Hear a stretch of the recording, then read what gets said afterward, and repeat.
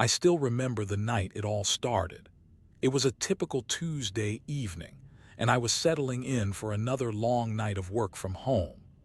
The only sound breaking the silence was the hum of my computer and the occasional chirp of a cricket outside my window. But as the hours ticked by, something felt off.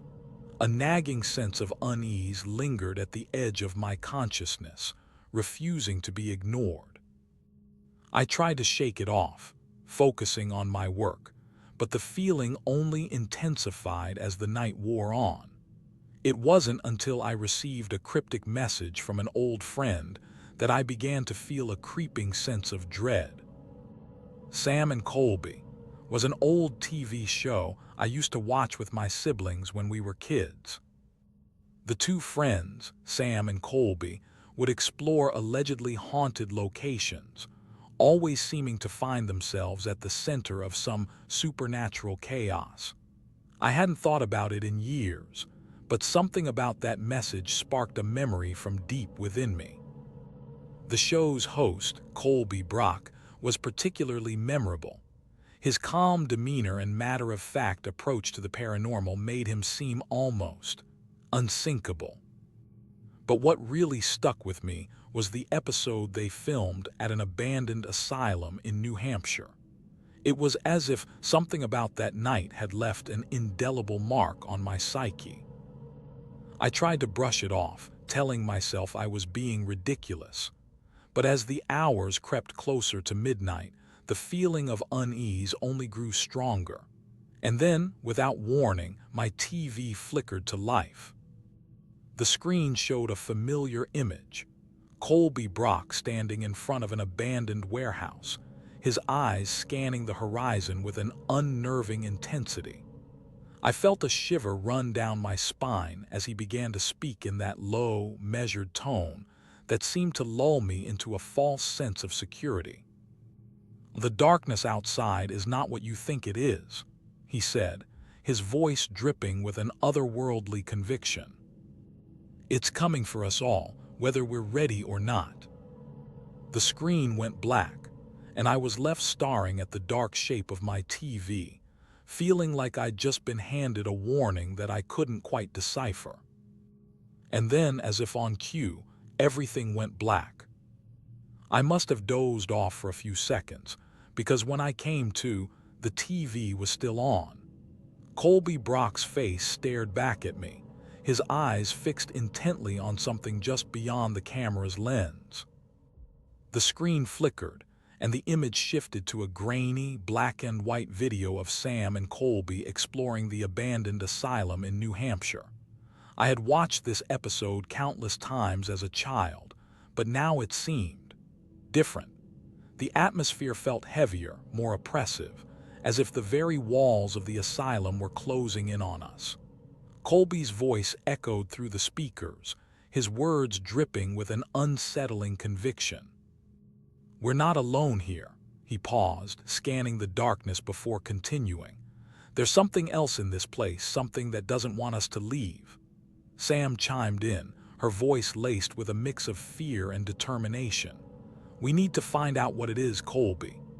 The camera panned across the room, capturing strange symbols etched into the walls, eerie shadows darting around the corners. I felt my skin crawl as the video continued, each frame building on the sense of unease that had settled in the pit of my stomach.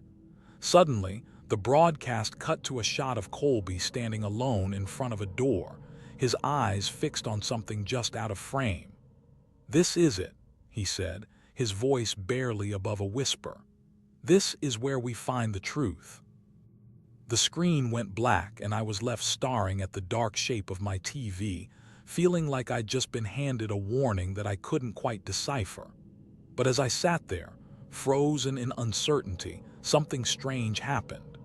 The air around me began to shift, like the very fabric of reality was being pulled apart.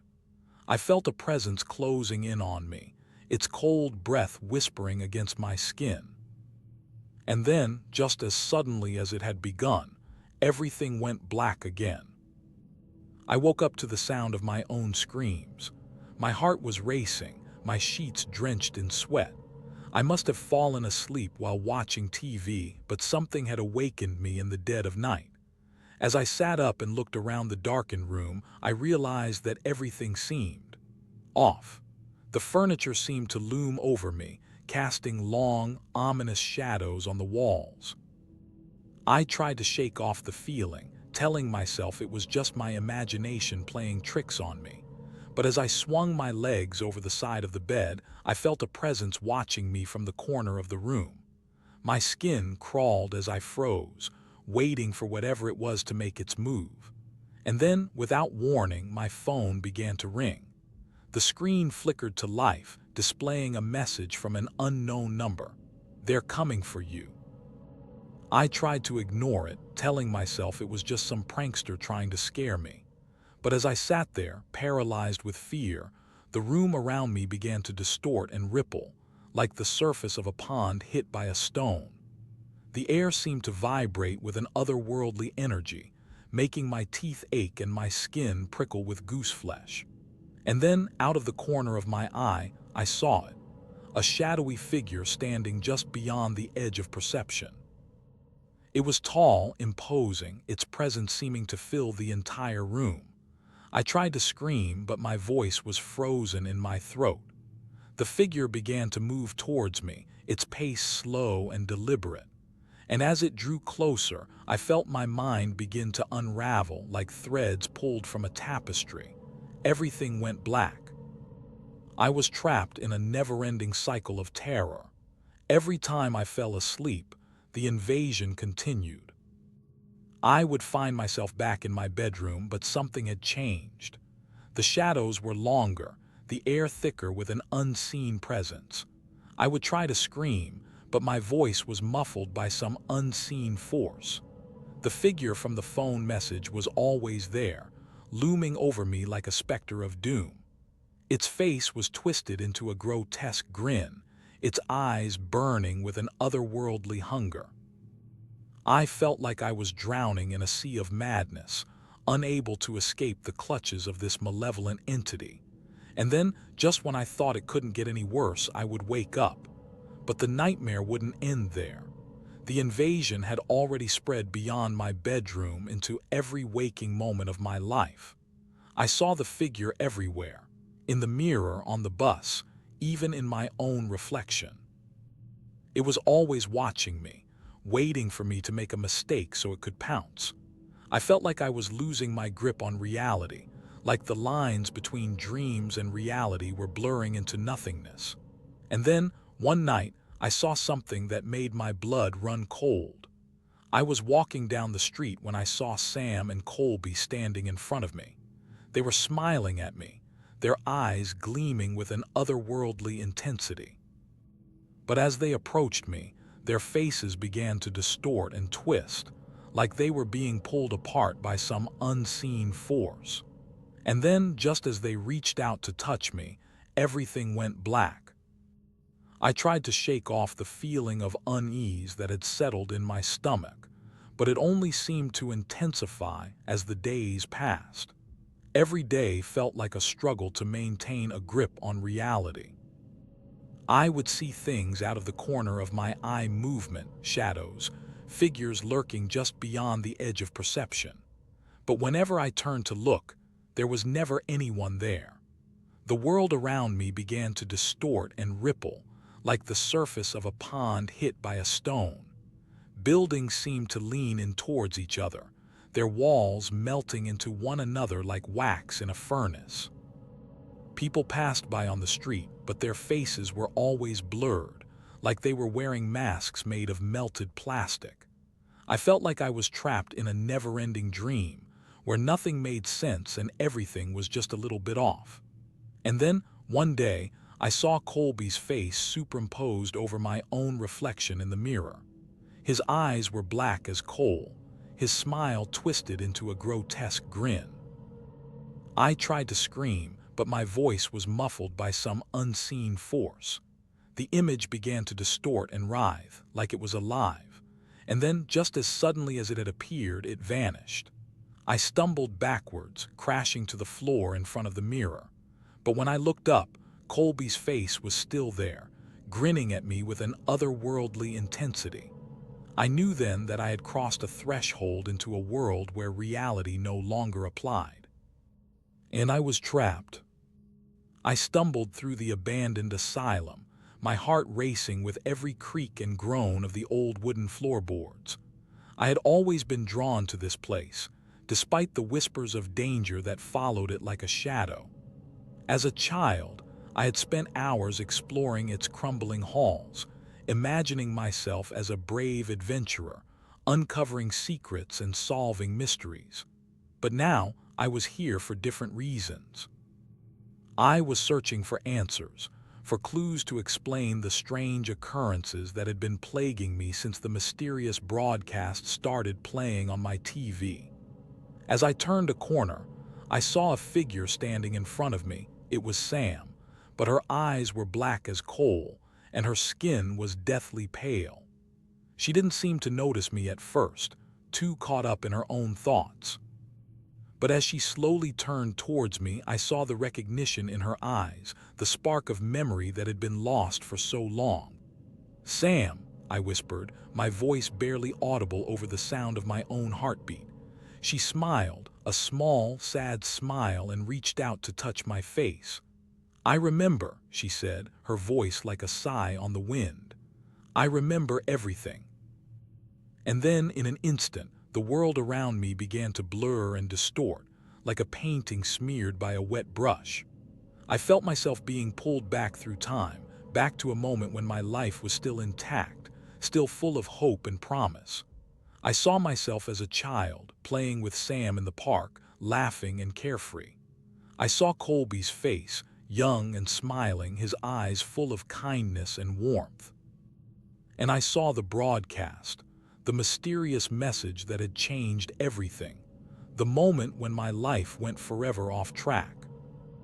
As I stood there, frozen in time, I saw a glimpse of the truth. Sam and Colby weren't just friends, they were partners in a sinister game. They had been investigating the paranormal for years, but their methods were twisted and extreme. They believed that the only way to understand the mysteries of the universe was to delve into the darkest depths of human psychology, and they had become obsessed with me, with my own unique connection to the unknown. I saw them standing in a circle, their eyes closed, their hands clasped together. They were performing some kind of ritual, summoning something from beyond the veil. And then I heard the voice. It was low and menacing, like thunder on a summer day. "You are the key," it said. "You are the doorway to the other side." Sam and Colby opened their eyes, and they looked at me with an unnerving intensity. They knew that I had seen something, that I had glimpsed the truth, and they were determined to make me join them, to draw me into their world of darkness and despair. "Come with us," Sam said, her voice dripping with seduction. "Come and see the wonders that await you." Colby nodded in agreement, his eyes gleaming with an otherworldly light. I knew then that I was trapped, caught in a web of deceit and manipulation, and I realized that I had to escape, to find a way back to reality before it was too late. As I stood there, frozen in terror, the entity began to take hold. Its presence wrapped around me like a shroud, suffocating me with an unseen force. Sam and Colby's faces blurred together, their features melting into a grotesque parody of human emotion. Their eyes turned black as coal, and their skin grew pale and clammy. They reached out for me, their hands grasping like claws. I tried to scream, but my voice was muffled by some unseen force. The entity began to whisper in my ear, its voice like a cold wind that sent shivers down my spine. "You will join us," it hissed. "You will be one of us." I felt myself being drawn into the entity's world, a realm of madness and despair. It was a place where time and space were twisted, where reality was just a distant memory. The entity showed me visions of the past and the future, of lives lived and lost, and I saw that I was not alone. There were others like me, trapped in this limbo of existence. They reached out to me, their eyes filled with longing. "Join us," they whispered. "Find your way home." But as I looked deeper into their eyes, I saw something that made my blood run cold. A hint of recognition, a glimmer of memory, and then it hit me. The truth was too terrible to bear. I was not who I thought I was. I was not a victim of circumstance. I was one of them. I was an entity trapped in this world of flesh and blood. The realization shattered my mind, leaving me gasping for air. Sam and Colby's faces began to warp and twist, their features melting into something new, something monstrous. And then everything went black. I came to in a cold sweat, my heart racing with fear. The last thing I remembered was Sam and Colby's twisted faces, their eyes black as coal. But now they were gone. I was alone in the dark, surrounded by the silence of the night. My mind reeled as I tried to piece together what had happened. Had it all been just a dream, or was it real? The memories of that night still lingered, taunting me with their presence. I stumbled out of bed, my legs shaking beneath me. I had to get away from this place, this house, these people.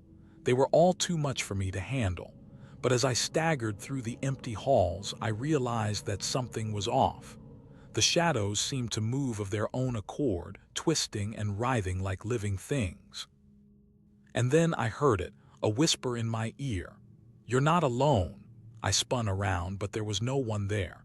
The voice seemed to come from all around me, echoing off the walls. "We're always with you," it whispered. "In your mind." Suddenly, visions flooded my head. Images of Sam and Colby, their faces twisted in grotesque grins. Memories of that night, of the entity's presence, of the feeling of being consumed by something ancient and evil. My sanity began to fracture, fragmenting into a million pieces. I stumbled through the house, desperate to escape the terror that haunted me. But every door led only to more darkness, more shadows. And then I saw it. A reflection staring back at me from the mirror. It was my own face, but twisted and distorted like a funhouse mirror image. The eyes were black as coal, just like Sam and Colby's. And in that moment, I knew I was lost forever. I saw myself walking through a desolate wasteland, the sky above me a deep, foreboding gray. The ground beneath my feet was dry and cracked, like the earth had been torn apart by some ancient hand. In the distance, I saw a figure approaching me, its features indistinct, shrouded in shadows. As it drew closer, I saw that it was myself, or at least, a twisted parody of my own face. It reached out to me, its hand grasping for mine like a vice. I tried to pull away, but it held fast, pulling me down into the depths of the wasteland. We walked together in silence, the only sound the crunch of gravel beneath our feet. The figure spoke to me, its voice like a cold wind that sent shivers down my spine. "You are not what you think you are," it whispered. "You are not who you were." I stumbled forward, desperate to escape the crushing weight of its words. But every step seemed to lead me further into the abyss. I saw visions of my life, twisted and distorted, like a funhouse mirror reflection. My loved ones were not what they seemed, their faces warped into grotesque grins. Even myself was not trustworthy, my own eyes seeming to watch me with cold, calculating intent. The figure drew closer still, its breath on the back of my neck sending shivers down my spine. "You are nothing," it whispered finally, a fleeting moment in the grand tapestry of time. And with that, everything went black. As I stood there, the figure's words echoed in my mind. "You are nothing," it had whispered. But as I looked around, I realized that everything was not quite as clear-cut as it seemed. The lines between reality and fantasy were blurred, like watercolors in the rain. Sam and Colby stood before me, their faces twisted into grotesque grins. But were they really? Or was it just my own mind playing tricks on me? The world around me began to distort like a funhouse mirror reflecting reality. I saw myself walking through streets that looked familiar yet completely alien. Every door I opened led only to more questions, more uncertainty. Who was I? What was real? What was not? The figure's words echoed in my mind once more. You are nothing. But as I looked into the mirror, I saw a reflection staring back at me that was almost, but not quite, my own face. It was a face that was familiar yet strange, like a shadow self. And then everything went white. When I came to, I found myself standing in a room that was both familiar and yet completely foreign. The walls were made of mirrors, reflecting infinite versions of myself. I saw myself as a child, playing with toys that looked like they belonged in a hospital ward. I saw myself as an adult, walking down a street lined with buildings that seemed to stretch on forever. And then I saw the figure standing before me once more. But this time, it was not twisted and grotesque. It was calm and serene, its eyes filled with a deep understanding. You are not just one person, it said. You are many, you are all of them.